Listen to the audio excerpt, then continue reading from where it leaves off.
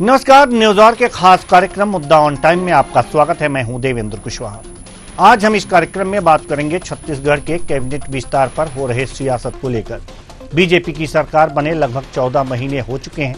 BJP सरकार इन 14 महीनों में प्रदेश के विकास पर विस्तार की बात करते नजर आते हैं, लेकिन इन 14 महीनों के गुजर जाने के बाद भी अपने मंत्रिमंडल का विस्तार सरकार नहीं कर पाई है, जिसे लेकर एक बार फिर प्रदेश में सियासत तेज हो गई है। कांग्रेस विस्तार को लेकर सरकार को घेर रही है।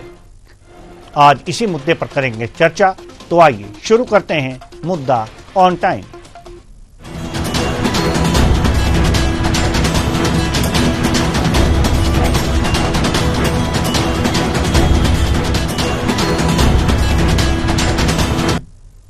प्रदेश की राजनीति में मंत्रिमंडल विस्तार को लेकर कई बार चर्चाओं का विषय बना। बीजेपी के बड़े नेताओं ने जल्द मंत्रिमंडल विस्तार की बात भी की थी, लेकिन सरकार को चलते 14 महीने के करीब हो गए, अभी तक मंत्रिमंडल विस्तार नहीं हो सका, जिसे लेकर विपक्षी पार्टी लगातार सवाल खड़े करती नजर आ रही है। प्रदेश की जनता को उम्मीद है कि नगरीय निकाय चुनाव के बाद बीजेपी में रिक्त मंत्री पद हैं, वह भर लिए जाएंगे। पूर्व मंत्री शिव डहरिया ने बीजेपी पर कटाक्ष करते हुए कहा है कि बीजेपी के आपसी गुटबाजी के कारण अभी तक मंत्रिमंडल का विस्तार नहीं हो पाया है। निगम मंडलों में अभी नियुक्तियां नहीं हो पाई हैं। सुनिए।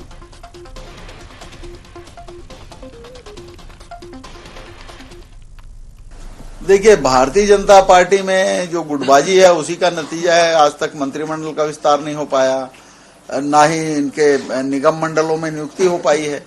अब देखिए, इस चीजों से अगर भारतीय जनता पार्टी ऊपर जाए तभी कुछ कह सकते हैं। मंत्रिमंडल विस्तार को लेकर उप मुख्यमंत्री अरुण साव ने कहा कि यह विशेषाधिकार मुख्यमंत्री के पास है और इस पर कब तक मुहर लगती है यह तो आने वाला समय ही बताएगा। सुनिए।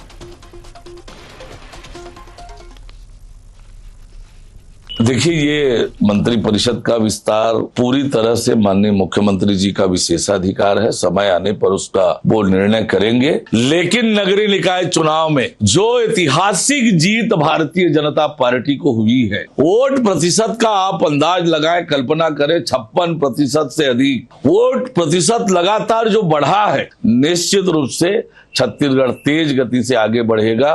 विकसित छत्तीसगढ़ की कल्पना को हम साकार करेंगे। विष्णु का सुशासन छत्तीसगढ़ में सुख, शांति और समृद्धि की दिशा में आगे बढ़ रहा है।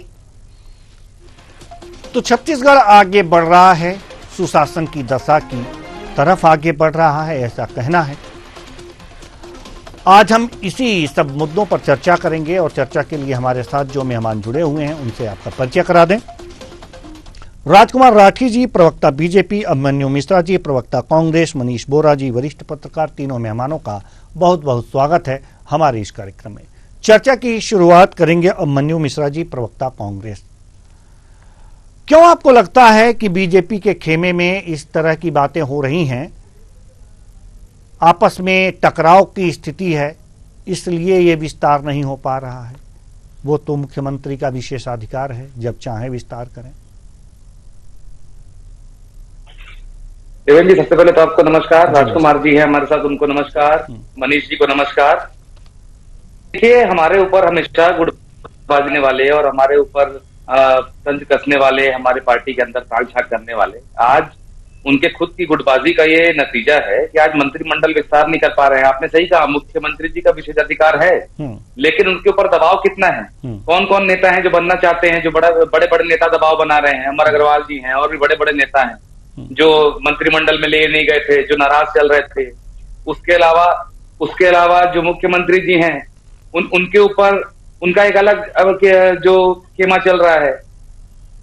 तो ये सारी चीजों की वजह से ही मंत्रिमंडल विस्तार नहीं हो पा रहा है। और जब से बृजमोहन अग्रवाल जी ने इस्तीफा देकर लोकसभा चुनाव लड़े हैं, उसके पहले शिक्षा विभाग के 35,000 भर्तियों का उन्होंने वादा किया था, तो आज वो वादा भी अब तक अटका हुआ है। तो कहीं ना कहीं भारतीय जनता पार्टी गुटबाजी खामियाजा जो है वो छत्तीसगढ़ की जनता भुगत रही है। और वही किस्सा निगम मंडलों का है। निगम मंडलों में इनके पार्टी में सिर्फ फुटअव्वल का स्थिति है। अलग अलग नेता जो है अपने निगम मंडलों की लड़ाई लड़ रहे हैं, जा रहे हैं, आ रहे हैं, नेताओं के पास सर फुटअव्वल चल रहा है। अलग अलग नेता अपने अपने लोगों को एडजस्ट करने के लिए लगे हुए हैं। तो कहीं ना कहीं अभी आपने देखा अरुण साहू जी को भी जब सवाल पूछा, कोई भी मुद्दे पर सरकार का बचाव करने वाले अरुण साहू जी ने कैसे पल्ला झाड़ा अपना मुख्यमंत्री का विशेषाधिकार बता करके, इसमें आपने देखा। तो यहीं से समझ में आता है कि भारतीय जनता पार्टी के अंदर की जो गुटबाजी है, कहीं ना कहीं वही मंत्रिमंडल विस्तार को भी रोक रही है, वही जो है वो निगम मंडल में नियुक्तियों को भी रोक रही है। तो हमारी पार्टी में हमेशा जो टीका टिप्पणी ये लोग करते थे, वो ना करके अपनी पार्टी में इनको देखने की जरूरत है, झांकने की जरूरत है, और कम से कम अपनी गुटबाजी अपने पास रखे हुए। हमें उससे टिप्पणी भी नहीं कहा, लेकिन इनकी गुटबाजी की वजह से जो जनता नहीं हो रही है, तो जन के जो चीजें जल्दी करें, मंत्रिमंडल का विस्तार करें, नियुक्तियां रुकी हुई है उसकी नियुक्ति करें। 1.5 लाख पद शिक्षा विभाग में केवल पूरे प्रदेश भर में, तो ध्यान देना चाहिए। और प्रदेश के पास कोई शिक्षा मंत्री नहीं है, ये तो बड़ी विडंबना की बात है। भारतीय जनता पार्टी को जल्द से जल्द इस पर ध्यान देना चाहिए। राजकुमार राठी जी, अभिमन्यु मिश्रा जी की बातें तो एकदम तर्क संगत हैं। ठीक है, आपके पार्टी में अंदरूनी कलह नहीं है, ठीक है, कोई बात नहीं, वो मुख्यमंत्री जी का विशेषाधिकार है, कोई बात नहीं, लेकिन विस्तार तो होना चाहिए, शिक्षा मंत्री तो होना चाहिए ना। देवेंद्र जी बहुत जल्द विस्तार होगा, कांग्रेस को चिंता करने की आवश्यकता नहीं है। कांग्रेस को पहले अपने घर में झांक कर देखना चाहिए। देवेंद्र जी, अभी इनको मेरे साथी प्रवक्ता को शायद बिलासपुर की घटना याद नहीं, किस प्रकार बिलासपुर में प्रदेश अध्यक्ष दीपक बैच के सामने एक दूसरे का सर फोड़े थे और किस प्रकार से आपस में मारपीट हुई थी। और ये तो कांग्रेस की परंपरा है देवेंद्र जी, जब तक एक दूसरे का सर नहीं फोड़ते, एक दूसरे से मारपीट नहीं करते, तो छत्तीसगढ़ की जनता को पता नहीं चलता कांग्रेस की बैठक हो रही है। शायद मेरे साथी प्रवक्ता को राजीव भवन में जो इनका प्रदेश कार्यालय है उसकी घटना भी याद नहीं है। सुशील सन्नी अग्रवाल और अमरजीत चावला के बीच में जो हुआ था, विवाद हुआ था, उस समय तो प्रदेश अध्यक्ष उपस्थित थे। तो कांग्रेस को पहले अपने घर को ठीक करने की आवश्यकता है, भारतीय जनता पार्टी की चिंता करने की आवश्यकता नहीं है। देवेंद्र जी, बहुत जल्दी मंत्रिमंडल का विस्तार होगा। और अभी अरुण साहू जी ने कहा भी कि मुख्यमंत्री जी का विशेषाधिकार है, 1-2 मंत्री ही कम है, बाकी पूरा मुख्यमंत्री अकेला कैबिनेट होता है। देवेंद्र जी, संविधान में जो लिखा है मुख्यमंत्री अकेला कैबिनेट होता है, 1-2 मंत्रियों की कमी है, बहुत जल्दी पूरी हो जाएगी। अभी आप देख रहे हैं रायपुर नगर निगम का जो नतीजा आया है, तो कांग्रेस की स्थिति तो ये है कि विपक्ष में नेता बनाने के लिए उनके पास संख्या नहीं है। तो वो कांग्रेस को अपने घर को ठीक करने की आवश्यकता है, अपनी हार को स्वीकार करने की आवश्यकता है। अच्छा है इस बार मेरे साथी प्रवक्ता ईवीएम मशीन पर आरोप नहीं लगाए, नहीं तो हमेशा ईवीएम मशीन पर आरोप लगाते थे। हमारे को भी 2018 में छत्तीसगढ़ की जनता ने स्वीकार नहीं किया था, 14 सीट पर हम आ गए थे, हमने हार को स्वीकार किया देवेंद्र जी। और हार को स्वीकार करने के बाद हमने समीक्षा की और जहां जहां हमारे विधानसभा में हमारी कमजोरी थी, हमारी गलती से ठीक करने का काम किया। आज 54 सीट पर भारतीय जनता पार्टी है। तो कांग्रेस को अभी 2 दिन पहले देवेंद्र जी इनका चरणदास महंत जी का बयान आया है कि अगला चुनाव जो है वो टीएस सिंधिया के नेतृत्व में लड़ा जाएगा। और दूसरे दिन भूपेश बघेल जी ने विरोध किया और तीसरे दिन आप देखते हैं उनको पंजाब का प्रभारी बना दिया जाता है, छत्तीसगढ़ से अलग करने की कोशिश की जाती है। तो गुटबाजी आपको देखने को मिलेगी कांग्रेस में। भारतीय जनता पार्टी में कोई गुटबाजी नहीं है। भारतीय जनता पार्टी का कार्यकर्ता देवेंद्र जी बताना चाहूंगा, भारतीय जनता पार्टी का कार्यकर्ता काम करने के सपने को लेकर पार्टी में आता है, कुछ बनने के सपने को लेकर भारतीय जनता पार्टी में नहीं आता। जनता को की सेवा करने के लिए आता है, तन मन धन से सेवा करता है। हमारी पार्टी जो है राष्ट्रवाद की विचारधारा पर चलती है, विकास की विचारधारा पर चलती है। पंडित दीनदयाल उपाध्याय जी की जो विचारधारा है कि समाज के अंतिम पंक्ति के अंतिम व्यक्ति को शासन की विचार की सुविधा मिले, इस विचारधारा पर भारतीय जनता पार्टी चलती है। हमारा कार्यकर्ता कुछ बनने के सपने को लेकर नहीं, कुछ करने के सपने को लेकर भारतीय जनता पार्टी में आता है। मैं समझता हूँ नरेंद्र मोदी हमारा नेता है, पूरे विश्व का सर्वोच्च मैं समझता हूँ लोकप्रिय व्यक्ति आज भारतीय जनता पार्टी का नेता है, देश का प्रधानमंत्री है। ये भारतीय जनता पार्टी का कार्यकर्ता होना ही हम अपने लिए गर्व की बात मानते हैं। विधायक, सांसद, मंत्री बनना तो अलग चीज है, भारतीय जनता पार्टी का कार्यकर्ता होना ही अपने आप में गर्व की बात है। देवेंद्र जी, जी बिल्कुल बिल्कुल। हमारे साथ वरिष्ठ पत्रकार मनीष बोरा जी भी मौजूद हैं।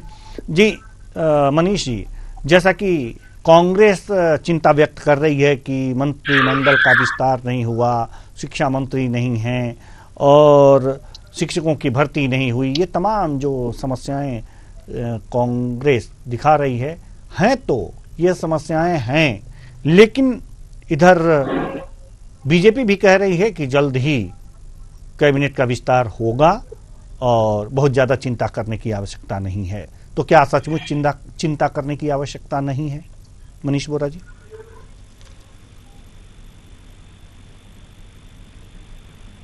जी मनीष बोरा जी, मेरी आवाज आप तक पहुंच रही है? चलिए मनीष हेलो। बोरा जी जी आ रही आपकी आवाज आ रही है मेरे पास। जी जी हेलो। जी जी जी, कांग्रेस जब सत्ता में थी छत्तीसगढ़ में तो कमोबेश यही स्थितियां कांग्रेस की भी थी। उसकी सरकार में भी लंबे समय तक कैबिनेट का विस्तार नहीं हुआ था और एक मंत्री के पद को रोक करके रखा था। तो यही स्थिति भारतीय जनता पार्टी में भी है। तो मुझे लगता है दोनों ही दल को इस बात को समझना चाहिए कि जनता ने जब आपको चुन करके भेजा है और जनता के विश्वास पर जब आपको खरा उतरना है तो कम से कम जो कार्यकर्ता है जो जनता के बीच जाता है, पार्टी की विचारधारा को लेकर के जाता है और जनता से अपना मत मांगता है, उनको जब हक देने की बात आती है, चाहे मंत्री के रूप में, चाहे निगम मंडल आयोगों में अध्यक्ष या अन्य पदों के रूप में, उस समय इस प्रकार की देरियां होना ये कतई जायज नहीं है। दूसरी चीज, जिस बात को लेकर के कहा जा रहा है कि शिक्षा मंत्री नहीं है या मंत्री होना चाहिए, निश्चित रूप से मंत्री होना चाहिए, लेकिन शिक्षा मंत्री केवल एक पद न होने से मुझे लगता है सरकार के कामकाज पर कोई बहुत बड़ा फर्क नहीं पड़ता है। मुख्यमंत्री जी स्वयं उस पद को संभाल के रखे हुए हैं और विभागीय काम जो है वो चल रहे थे कि शिक्षकों की भर्ती की जहां तक बात है तो उसको लेकर भी मुझे जहां तक जानकारी है प्रक्रिया चल रही है और कांग्रेस और भाजपा दोनों ही इस प्रकार की स्थितियां करती हैं। तो इन चीजों को समझना होगा कि दोनों ही राजनीतिक दलों को जनता की आकांक्षाओं पर खड़ा उतरने के लिए जो मंत्रिमंडल है, जो निगम मंडल आयोग है, जहां पर कार्यकर्ताओं को स्थान मिलना चाहिए, उसको लेकर के गंभीर होना चाहिए। और मुझे लगता है कि जन समस्याओं को लेकर के एक मंत्री के नहीं होने से पूरा शासन नहीं चल रहा है, मुझे लगता है ये तो जायज नहीं है। जी बिल्कुल। अभिमन्यु मिश्रा जी, जैसा कि अभी हमारे वरिष्ठ पत्रकार मनीष बोरा जी ने कहा कि एक मंत्री के ना होने से कोई विशेष फर्क नहीं पड़ता और जब आपकी सरकार थी तो भी यही स्थिति थी और बीजेपी की सरकार है तो भी यही स्थिति है, उससे कोई विशेष फर्क नहीं पड़ता। और जहां तक भर्ती की बात है उसकी प्रक्रिया भी चल रही है, शायद मनीष बोरा जी को ये मालूम है, उन्होंने ये बताया भी। लेकिन इतनी जल्दबाजी कांग्रेस को क्यों है कि नहीं भर ही लेना चाहिए, विस्तार हो ही जाना चाहिए? जी जी, मैं ये कह रहा था असल में विस्तार क्यों नहीं हो पा रहा है ये सोचने वाली बात। नहीं, वही कारण हो सकते हैं जब कांग्रेस की सरकार में विस्तार नहीं हो पाया था, ये भी हो सकता है एक कारण। क्यों? जी देखिए, 100 दिन के अंदर इन्होंने 35,000 भर्ती करने का वादा किया और कहीं ना कहीं उस विभाग में मंत्री नहीं, तो विपक्ष की जिम्मेदारी बनती है कि उस बात पर सवाल उठाने चाहिए। और जो अभी थोड़ी देर पहले राठी जी कह रहे थे कि इसको चिंता नहीं करनी चाहिए, तो कांग्रेस चिंता करेगी क्योंकि वो विपक्ष में है। और एक बहुत छोटा सा जो एक बेसिक सी बात है वो शायद समझ नहीं पा रहे हैं कि अभी कांग्रेस है और भारतीय जनता पार्टी पक्ष में। जैसा कि मनीष बोरा जी कह रहे थे, हमारी पार्टी में जब कोई भी बात होती थी, जैसे मंत्री की बात थी, तो ये लोग सवाल उठाते थे और हम जवाब देते थे। लेकिन अभी जो है भारतीय पार्टी अपनी जिम्मेदारी से भागती हुई दिखाई। हम उनसे सवाल पूछते हैं क्योंकि वो सरकार में है और उनकी गुटबाजी सीधे सीधे तरीके से सरकार को प्रभावित करेगी, जनता को प्रभावित करेगी, तो हमारा सवाल पूछना स्वाभाविक है क्योंकि हम विपक्ष में हैं। और उसमें अपने ऊपर पूछे जाने वाले सवालों का जवाब न देकर के हमारे ऊपर आरोप लगाएं कि अपने अंदर झांक के देखे तो हमारा संगठन है, आप विपक्ष में थे, आपके अंदर क्या गुटबाजी थी क्या नहीं थी, हमें उससे कोई फर्क नहीं पड़ता था। अभी भी देखिए इनके यहाँ उप मुख्यमंत्री जितने हैं उनके बैनर से मुख्यमंत्री जी गायब रहते हैं। खुद अरुण साहू जी के बयान से लग रहा था कि इस मामले पे वो कोई ना सरकार का बचाव करना चाहते ना उनसे कोई उस सवाल से कोई मतलब है, सीधा सीधा उन्होंने मुख्यमंत्री जी के ऊपर मर दिया। तो इससे साफ साफ दिख रहा है कि इससे कोऑर्डिनेशन की यहाँ की सरकार में कमी है। नए नए मंत्री हैं, जो पुराने कद्दावर और जो पुराने मंत्री बने हुए थे उनको पद नहीं दिया गया है, तो कहीं ना कहीं से पीछे से वो लोग इनके ऊपर दबाव बना रहे हैं कि मंत्री नहीं बन पा रहे हैं। तो सिर्फ एक मंत्री न बन पाने वाली बात नहीं है, ये जो आपसी खींचतान की वजह से जनता को परेशानी हो रही है उस पर विपक्ष सवाल करता है। भारतीय जनता पार्टी के अंदर कुछ भी हो, हमें क्या करना, और इनकी सरकार ना होती तो हम इनके संगठन के बारे में पूछते भी नहीं। जी राजकुमार राठी जी, तर्कसंगत बातें तो कह रहे हैं अभिमन्यु मिश्रा जी, जवाब दीजिए। देखिए देवेंद्र जी, हमारे अरुण साहू जी का बयान कहीं से गलत नहीं है, वो बिल्कुल ठीक कह रहे हैं। मंत्रिमंडल का गठन का जो अधिकार है वो मुख्यमंत्री जी का विशेषाधिकार है और वो बहुत जल्द अपने अधिकार का उपयोग करेंगे। एक पद तो आपको मालूम है ब्रिजमोहन जी सांसद बने इसके कारण खाली हुआ है और एक पद पहले से खाली है, 2 पद पे नियुक्ति होनी है। और शायद मेरे साथी प्रवक्ता को अमरजीत भगत जी का कार्यकाल याद नहीं है कि कितने समय बाद उनको ये मंत्रिमंडल में शामिल किए थे और किस प्रकार से कांग्रेस की सरकार के समय छत्तीसगढ़ को एटीएम की तरह इस्तेमाल किया जाता था। जब 10 जनपद के एटीएम की तरह इस्तेमाल करते थे, छत्तीसगढ़ को चारागाह बना लिए थे। तो इनको चिंता करने की जरूरत नहीं है। अभी पंचायत का चुनाव चल रहा है, प्रदेश में आचार संहिता लगी है और जैसे ही आचार संहिता हटेगी देवेंद्र जी बहुत जल्दी खुशखबरी आएगी भारतीय जनता पार्टी की तरफ से। और जो विभाग अभी मुख्यमंत्री जी के पास है उसमें सब में काम हो रहे हैं, जो मंत्री नहीं है उसमें भी काम हो रहे हैं। सभी तरफ से जो है मुख्यमंत्री जी के पास जितने विभाग हैं सभी में मैं समझता हूँ लगातार वो संज्ञान में लेते हैं और उसमें योजनाएं बन रही है, काम हो रहा है। कहीं से कांग्रेस को चिंता करने की आवश्यकता नहीं है और बहुत जल्दी जो है मंत्रिमंडल का विस्तार होगा। बहुत जल्दी कांग्रेस के हमारे साथी भाई हैं मिश्रा जी को भी हम खुशखबरी देंगे और आपको भी खुशखबरी देंगे। बहुत जल्द ये जो है 85 आचार संहिता समाप्त होगी, मंत्रिमंडल का गठन होगा, मंडल आयोग का भी गठन होगा, सारी सूची बनी भी है। आचार संहिता समाप्त हुई तो होती घोषणा होगी देवेंद्र जी। जी बिल्कुल बिल्कुल।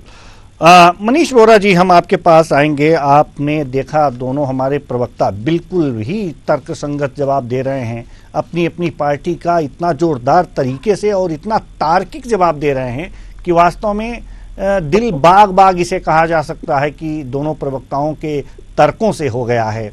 क्या लगता है वास्तव में कि जो छत्तीसगढ़ की जो विपक्ष है वो पूरी तरह से अपने विपक्ष का धर्म अपनाने में तुला हुआ है और उसी तरह से उनका जवाब देने में सरकार भी उसी तरह से काम कर रही, यानी कि एक उत्प्रेरक का काम क्या विपक्ष कर रहा है यहाँ पर?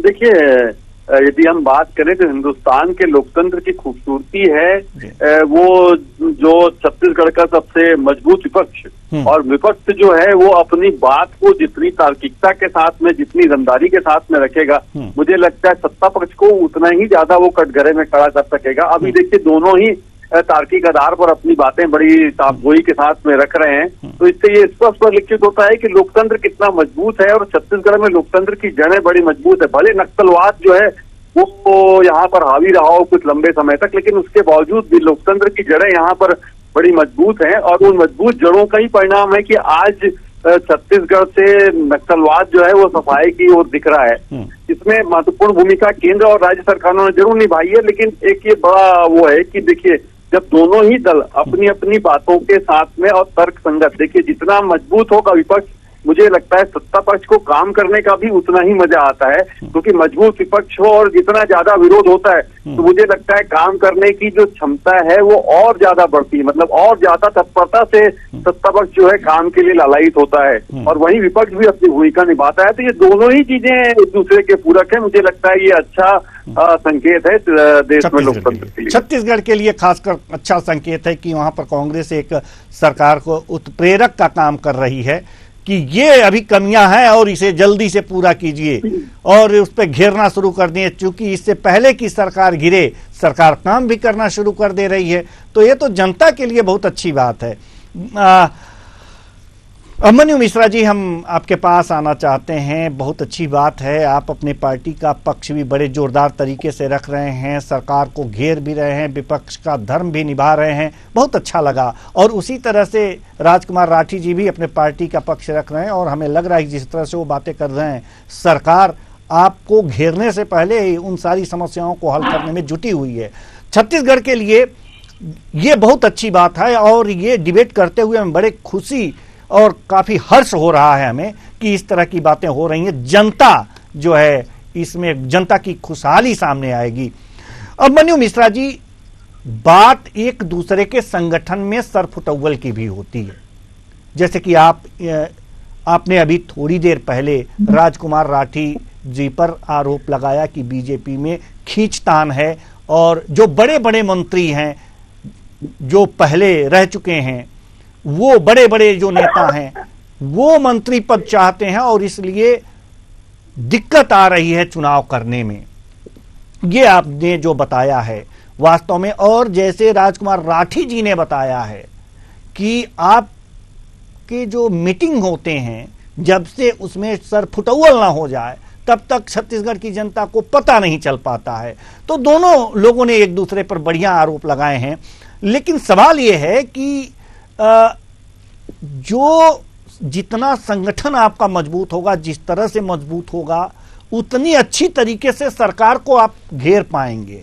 लेकिन अगर जो सरफुटअव्वल की स्थिति रहेगी तो ये स्थिति ज्यादा दिन तक नहीं चल पाएगी। और छत्तीसगढ़, खासकर छत्तीसगढ़ के लिए हम जब चर्चा कर रहे हैं तो वहां के लोकतंत्र के लिए ये अच्छा नहीं होगा। तो इसकी मजबूती के लिए आप लोग क्या कर रहे हैं? देखिए देवेंद्र जी, मुझे ऐसा लगता है कि जब कोई पार्टी हारती है, लगातार चुनाव हारती है, तो कई कार्यकर्ता जो हैं उनका जो खुश नहीं होते हैं किसी बातों से, अपनी अपनी बातें करते हैं, सोशल मीडिया के थ्रू भी बाहर लाते हैं, मीडिया के थ्रू भी बाहर लाते हैं। लेकिन देखिए, जो गुटबाजी की बात है और जो घर्षण की बात है, सिर्फ फुटबॉल की बात है, भारतीय जनता पार्टी में कोई कम नहीं है।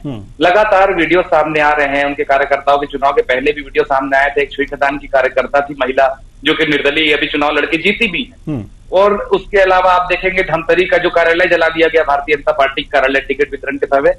लेकिन चूंकि सरकार है और सत्ता सरकार होने पे ज्यादा चीजें बाहर आ नहीं पाती, तो उसके बाद भी इतना जब बाहर आ रहा है, और हम भी वरिष्ठ पत्रकार है, कोई पार्टी अगर हाशिए पे जाती है, लगातार चुनाव हारती है, तो उसके कार्यकर्ता आवाज उठाते, सवाल उठाते हैं, पार्टी कई जगह बदनाम भी करते हैं, तो उत्साहित हो जाते हैं। लेकिन जिनकी सरकार चल रही है, ट्रिपल इंजन की सरकार चल रही है, उसमें भी कार्यकर्ता हतोत्साहित है। बिल्कुल, आपने जो वो भी कर रहे थे कि बड़े नेताओं का भी दबाव है। मुख्यमंत्री जी हमारे बहुत सीधे साधे व्यक्ति हैं, सब जानते हैं। उनके ऊपर इतने बड़े बड़े नेताओं ने दबाव बना के रखा है कि बेचारे अभी तक मंत्री जो है घोषणा नहीं कर पा रहे हैं। राजकुमार जी कह रहे थे कि अभी चुनाव आचार संहिता हटने के बाद हमें मंत्री मिल जाएगा, मंडल आयोग का भी गठन हो जाएगा।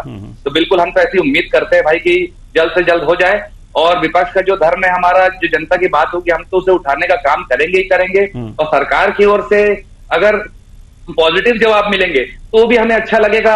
अगर आरोप हम लगाएंगे सरकार के ऊपर, उल्टा वो हमारे संगठन के ऊपर आरोप लगाएंगे, तो आरोप के बदले आरोप में तो कहीं तक जनता का हित नहीं हो पाएगा। अगर आरोप लगते हैं, सवाल पूछे जाते हैं और सरकार की तरफ से भी जब जवाब दिया जाता है, तो कहीं ना कहीं आगे ऐसा लगता है कि एक विपक्ष पक्ष मिलकर अच्छा जो समीकरण बना सकता है। जैसा कि अभी मनीष वोरा जी नक्सलवाद की बात कर रहे थे, तो नक्सलवाद के समय भी आपको याद होगा देवेंद्र जी, रमन सिंह जी जब सलवा जुडूम का इनॉग्रेशन और उनकी शुरुआत करने जा रहे थे, तो हमारे नेता प्रतिपक्ष महेंद्र कर्मा जी एक कार में उनके साथ बैठ करके गए थे। और महेंद्र कर्मा जी का जो कार्य रहा है सलवा जुडूम जो योजना के प्रति, वो भी छत्तीसगढ़ से छुपा नहीं है। तो लगातार हमने चाहे पक्ष में रहे चाहे विपक्ष में रहे, छत्तीसगढ़ की खुशहाली के लिए हमने काम किया है। हम सरकार में भी रहे, हमने सेवा करने की कोशिश की, ग्रामीण अर्थव्यवस्था को मजबूत करने की कोशिश की। हो सकता है कहीं हम कम रह गए, आज भी 35 सीट के साथ हम विधानसभा में है, और 4 साल जो 3.5 साल 4 साल बचे हुए हैं, मजबूत विपक्ष बन के हम जनता के साथ कंधे से कंधा मिलाकर खड़े रहेंगे। और कोई भी योजना हो जिसका लाभ अगर जनता को नहीं मिलेगा, तो उसका हक के लिए लड़ाई लड़ने का काम भी हम जो है जनता के साथ मिलकर करेंगे। जी, अच्छी बात है। राजकुमार राठी जी, एक सवाल बड़ी हम जल्दबाजी में पूछना चाहते हैं, मतलब जल्दी से जवाब दीजिएगा। जल्दबाजी में तो पूछ ही नहीं रहे हैं, आराम से पूछ रहे हैं, लेकिन जल्दी से जवाब दीजिएगा। राजकुमार राठी जी, अभी एक बात आई है कि जो बड़े नेता हैं वो मंत्री बनने के लिए आतुर हैं और उनका दबाव मुख्यमंत्री जी पर है। और अगर जो किसी प्रदेश का मुख्यमंत्री किसी के दबाव में आ गया तो ये लोकतंत्र के लिए तो अच्छी बात नहीं है। इस बातों में कितनी सच्चाई है? देखिए जवन जी, मैं आपको पहले बताया कि भारतीय जनता पार्टी का कार्यकर्ता कुछ करने का सपना लेकर आता है, कुछ बनने का सपना लेकर नहीं आता है, और उसका परिणाम है देवेंद्र जी। आप देखेंगे पंचायत से पार्लियामेंट तक आपको छत्तीसगढ़ प्रदेश में भारतीय जनता पार्टी दिखेगी। अभी 10 माह तो और भारतीय जनता पार्टी के बने। स्टेट में हमारी सरकार है, केंद्र में हमारी सरकार है, तो निश्चित रूप से कार्यकर्ता जो है पूरे समर्पण भाव से काम करता है। राष्ट्रवाद की विचारधारा से प्रभावित होकर वो भारतीय जनता पार्टी में काम करता है, विकास की विचारधारा से प्रभावित होकर काम करता है, समाज के अंतिम व्यक्ति को न्याय मिले इस भावना से कार्य करता है। तो मुझे नहीं लगता कि मुख्यमंत्री जी पर कोई दबाव है। ये इस प्रकार की बातें कांग्रेस को होती है देवेंद्र जी। आप देखेंगे कि चरणदास महंत जी का अलग गुट है, भूपेश बघेल जी का अलग गुट है, टीएस तिवारी जी का अलग गुट है। कई गुटों में कांग्रेस बटी हुई है, उनका अलग अलग प्रवक्ता होता है कि भूपेश बघेल जी का ये बयान जारी करेगा, टीएस तिवारी जी का ये बयान जारी करेगा, और जो है हमारे अपने भूपेश बघेल जी का ये बयान जारी करेगा। आप देख भी रहे हैं कि जिस प्रकार से गुटबाजी और जिस प्रकार से चरणदास महंत जी का बयान आया, और दूसरे बात जो है दूसरे दिन ही उनको जो हमें भी नहीं पता, राजकुमार जी बता रहे हैं हमारे संगठन के बारे में। समझता हूँ, देखिए मेरे साथी प्रवक्ता बोल रहे थे, मैं चुपचाप सुन रहा था। अभिमन्यु जी, कांग्रेस में जो है ना सुनने का साहस नहीं है अभिमन्यु जी, देवेंद्र जी, सुनने का साहस। आपकी मनगढ़ंत कहानी जो कांग्रेस के बारे में है, उसी के बारे में मैं कह रहा था कि ऐसी मनगढ़ंत कहानी है, ये तो मैंने भी नहीं सुनी आज तक, जो आप बता रहे हैं। ये कांग्रेस की बहुत बड़ी कमजोरी है। आपस की गुटबाजी को कांग्रेस को दूर करने की आवश्यकता है। बहुत जल्दी आप अपनी गुटबाजी आप देख लीजिए, हमारी तो जो है ठीक है, अपनी गुटबाजी का बताइए। अभी राजेश मुणत जी ठीक है अलग अलग नेता अपने सिरे की होड़ में लगे हुए हैं। ठीक है जो है ठीक है, हम साथ रखें, यही कांग्रेस की कमजोरी है। जी जी बिल्कुल आपस की गुटबाजी जो है उसको समाप्त करो। बिल्कुल आपको विपक्ष भूमिका मिली तो उसका सकारात्मक बिल्कुल बिल्कुल बिल्कुल बिल्कुल। मनीष वोरा जी से एक सवाल लेना चाहेंगे, मनीष वोरा जी से एक सवाल लेना चाहेंगे चलते चलते। कहीं ना कहीं मुल्क में जो है आपको कांग्रेस दिखाई देगी, ये चाहते हैं कि छत्तीसगढ़ का स्थिर कर दे, लेकिन यहाँ विष्णु का सुशासन चल रहा है, भारतीय जनता पार्टी की सरकार है। कहीं से जो है हम प्रदेश में जो है कानून व्यवस्था को मेंटेन किए हुए हैं। ये कोरोना काल के समय जिस प्रकार से घटनाएं होती थी ना देवेंद्र जी, कोरोना काल में मुख्यमंत्री निवास से 2 किलोमीटर दूर पर गोली चलती थी, पूरे प्रदेश में लॉकडाउन होता था। और कोरोना काल में कानून व्यवस्था सबसे हाशिए पे है, ऑनलाइन चाकू बिक रहे हैं। चलिए ठीक है, चलिए ठीक है ठीक है। मनीष वोरा जी के पास चलते हैं, मनीष वोरा जी के पास चलते हैं, मनीष वोरा जी के पास चलते हैं। मनीष ठीक है ठीक है ठीक है ठीक है। अभी तक तो आप लोगों ने बहुत अच्छे तरीके से डिबेट किया, लेकिन अब थोड़ा सा जी अभी जो है कवासी लखपत जी जेल में है। कांग्रेस को इनकी चिंता करना चाहिए किस प्रकार से इनकी बिल करना है। आप लोग डर के मारे चलिए ठीक है, मैं अपने चलिए ठीक है। बहुत बहुत धन्यवाद, बहुत बहुत धन्यवाद आप सभी मेहमानों का, बहुत बहुत धन्यवाद आप सभी मेहमानों का। आप आए और अपने अपने विचार साझा किए, बहुत बहुत धन्यवाद, बहुत बहुत धन्यवाद आप सभी मेहमानों का। आप आए और अपने अपने विचार साझा किए। तो विस्तार पर बहस हो रही है और ये भी हो रहा है कि अंतर्कलह के कारण विस्तार नहीं हो पा रहा है, मुख्यमंत्री जी पर दबाव है, इसके कारण विस्तार नहीं हो पा रहा है। लेकिन विस्तार होगा, आचार संहिता हटने के बाद विस्तार होगा, ऐसा माना जा रहा है। ऐसी खबरें भी आ रही हैं और हमारे जो प्रवक्ता बीजेपी के थे उन्होंने बताया भी है, और साथ ही साथ अन्य विकास के काम भी होंगे। लेकिन सवाल यहाँ पर यह है कि इस तरह के आरोप अगर जो लग रहे हैं और काम उसी तरह से सरकार लगातार कर रही है, तो एक तरह से ये माना जा सकता है कि छत्तीसगढ़ के लोकतंत्र के ये अच्छे लक्षण हैं। अगर विपक्ष भी इसी तरह से अपनी भूमिका निभाए और जो सत्ता पक्ष है वो अच्छे काम करना शुरू कर दे, तो वास्तव में जनता का ही भला होगा। तो फिलहाल अगर जो ऐसी स्थिति बन रही है तो छत्तीसगढ़ के लोकतंत्र के लिए बहुत अच्छी बात है। फिलहाल इस कार्यक्रम में इतना ही, मुझे दीजिए इजाजत, नमस्कार।